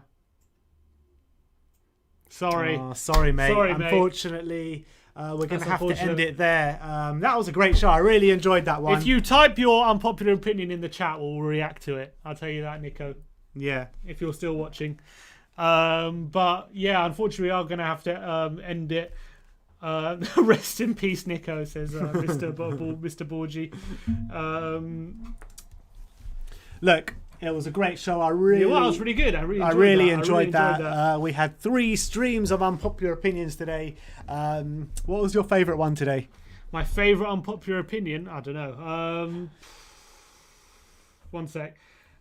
In football we trust as Hey Benison, we shouldn't be scared of other teams, they should be scared of us. 100%. Did you not hear what I said in the West Ham watch along? Exactly. The whole Did you Premier not League hear? are fearing us. That we got to say that once we lift the Premier League. We'll say everyone can. Nico got a sore throat, says David Fairclough. All right, look, we're ending the stream there. Thank you everyone so much for all your opinions, all your chats. For viewing. The numbers were great again. The We Are Tottenham Army in full force once again. That is our unpopular opinions. That's a wrap. Like, subscribe and comment. And as always, come on you Spurs.